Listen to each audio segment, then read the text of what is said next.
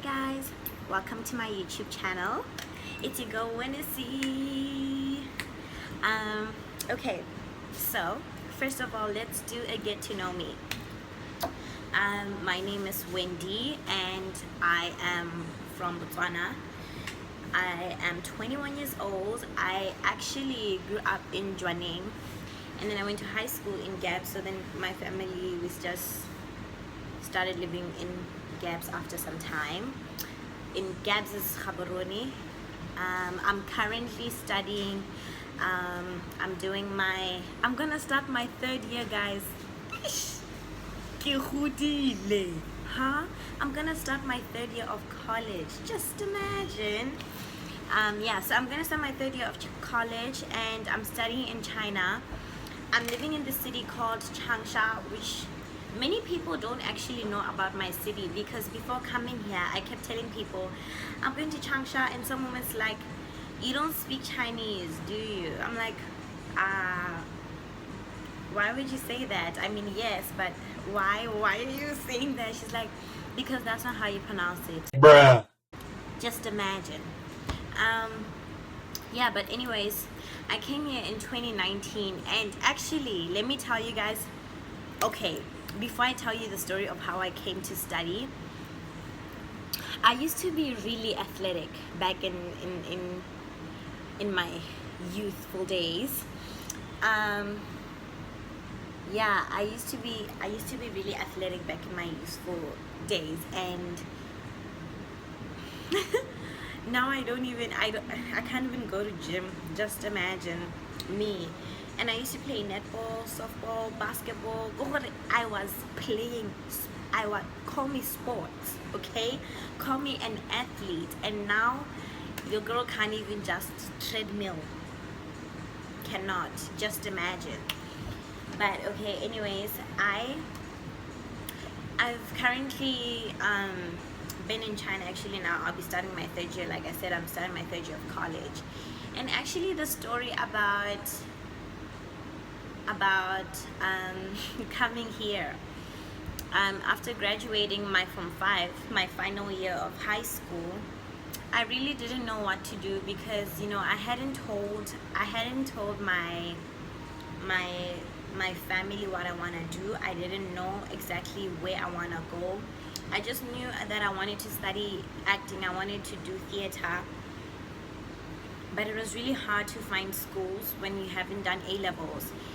And I remember I even went to this teacher of mine, Miss Jobson, and she was like, Wendy, all of the schools that you want to go to, they require you to do your A-levels, and for me, I didn't want to do A-levels because I just felt like at my previous school, personally, I just felt like if you aren't a top achiever, it's considered like you didn't really do well, like if you didn't get those 6 A stars, if you didn't get those 3 A's in A levels, if you didn't get those 6 A stars in Form 5, or just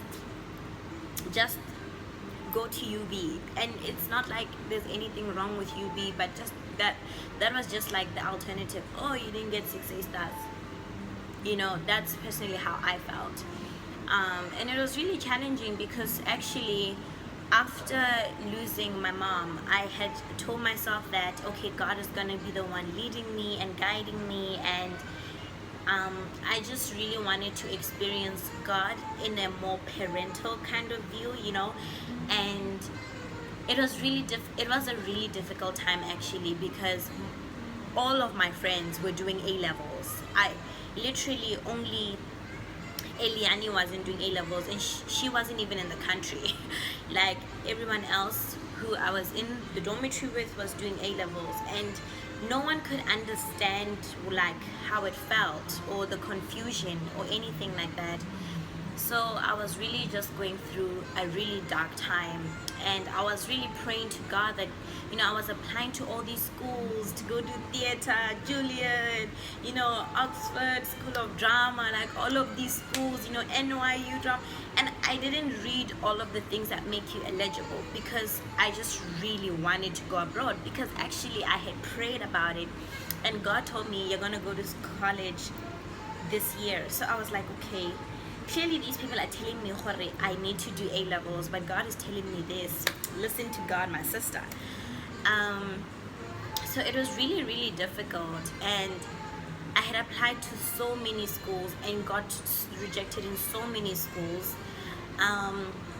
And my teacher had called me in saying, you need to do A levels. I can speak to Mr. Laverick so that you can come and do A levels, even though it's last minute. You can come in like tomorrow, because they were starting school the next day. And I was like,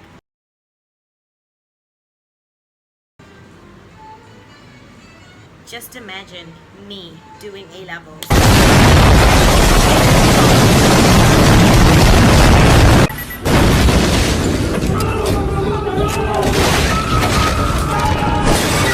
All I'm trying to say is it would have been a disaster. It's really challenging for me, actually, because I now was even starting to doubt what I thought like God had spoken to me about. My teacher was not having it. My siblings were not having it. They were just like, it really doesn't matter where you go to school, just go to school. Like, yeah, and I really had a difficult time, guys. I remember I was so depressed.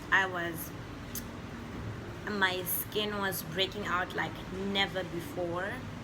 It was such a difficult time for me. It was really, really a difficult time. And I was just praying. I was like, God, I really want to go to a school where I know like you will parent me, you will guide me, you'll be there with me. And I just really want to experience your presence. And funny story, actually, then Eliani, my best friend, sent me a message. She was like, oh, this guy, you can apply to school through him and stuff and whatever.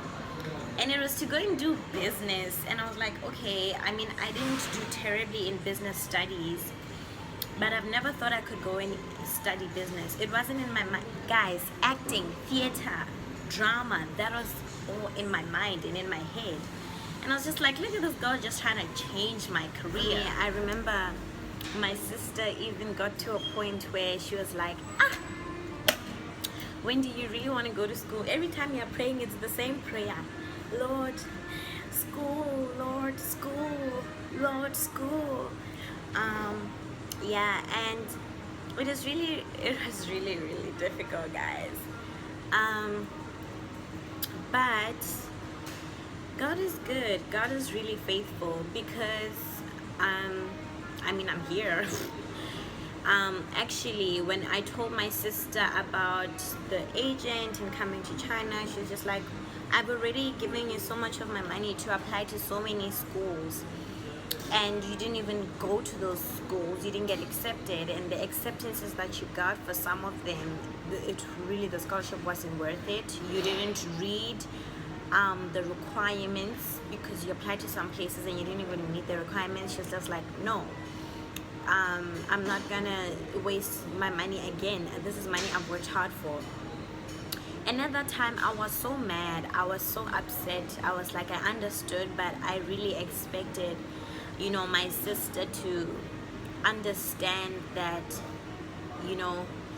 with pressure and with all these things, you don't really think through. All you're thinking is, okay, everyone in my family needs me to go to school so they can go on with their lives.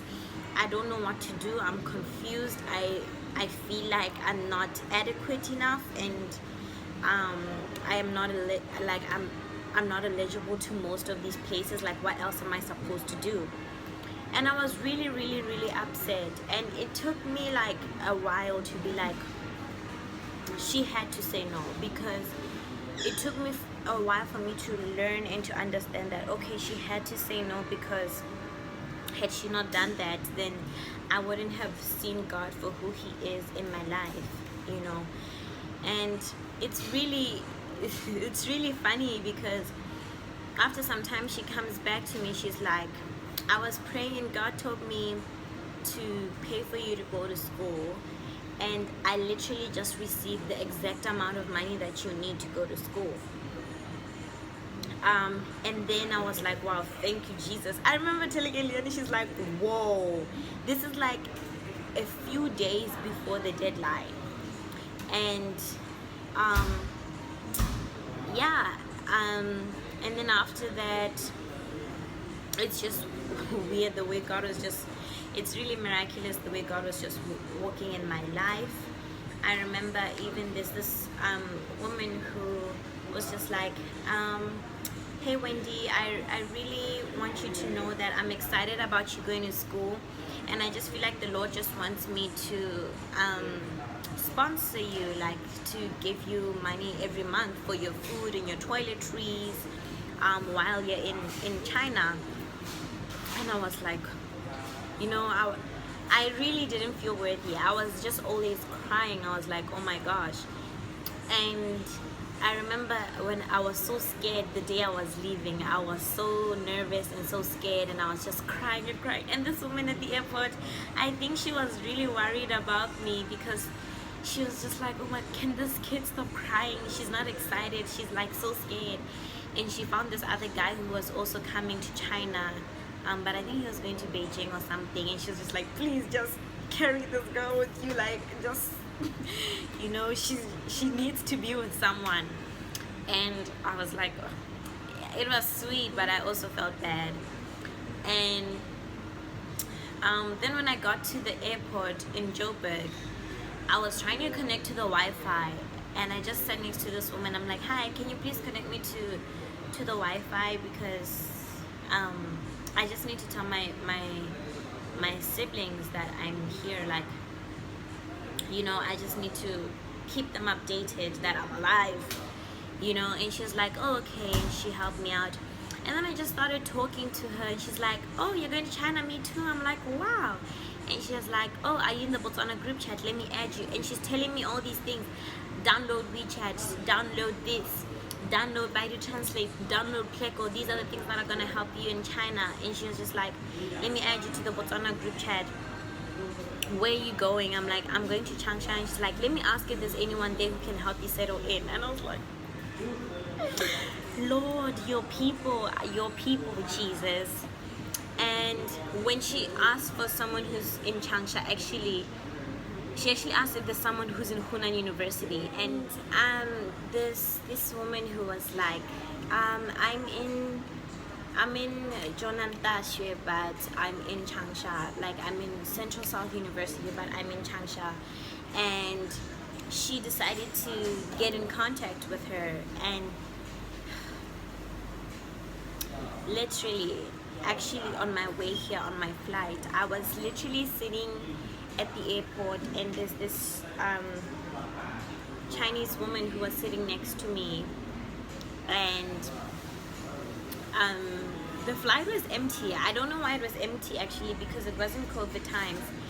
And after that, she was just, I don't know, she was just weird, acting weird. And I was like, okay, is she being racist? Because I heard sometimes some Chinese people can be racist, and I was like, okay, I don't think that's what's going on here. And I was really just not understanding it. I was not understanding it because she changed seats. And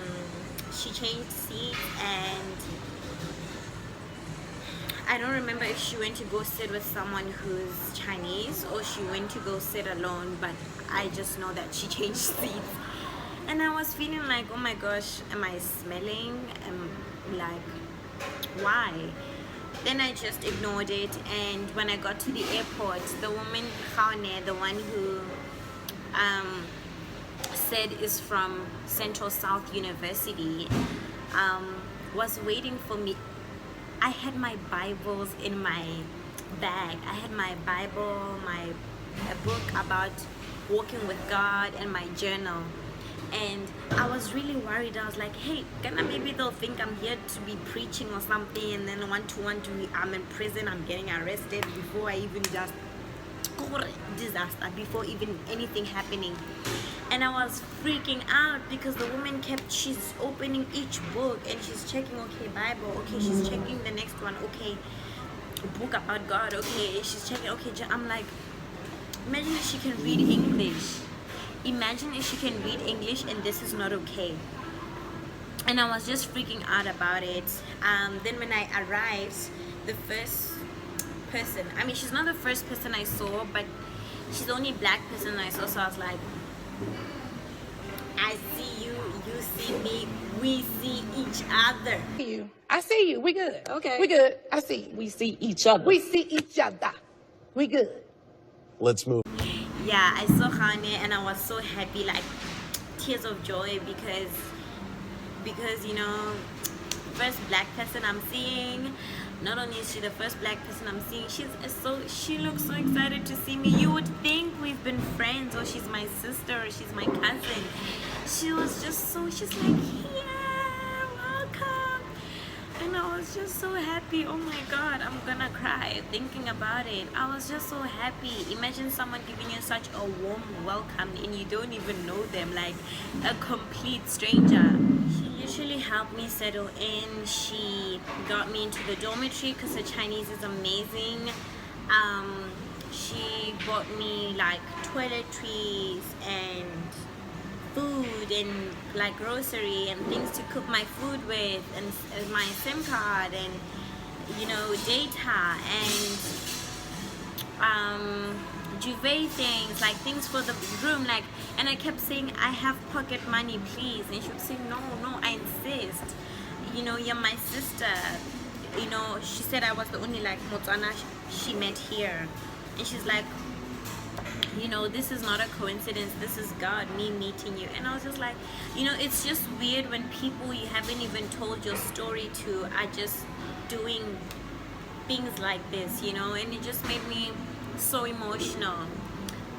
Actually, one of my friends who I had just met, I was going to the office to go complain that, you know, they don't write all these things that we're gonna need in the papers, and then when you arrive you have some extra costs you don't even know about.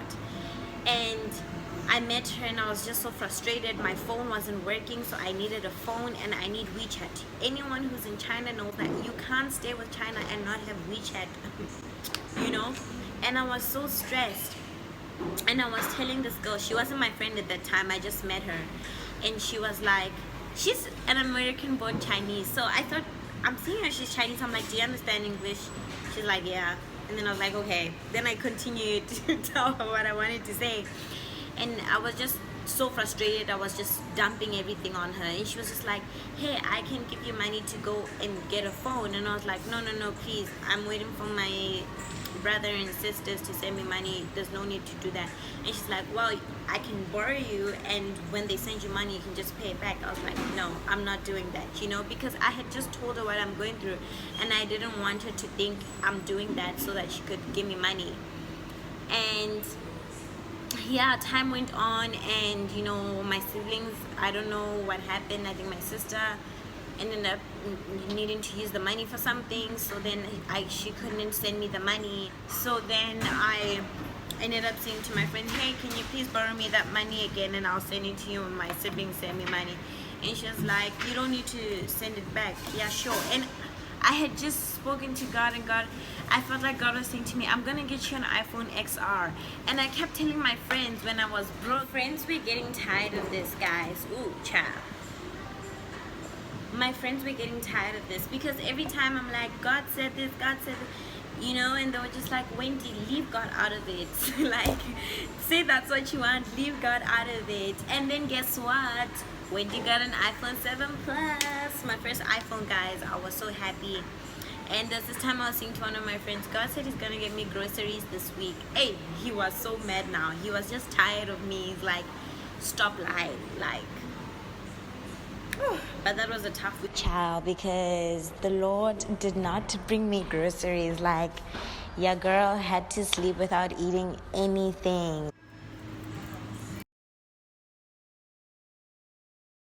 Okay, bye.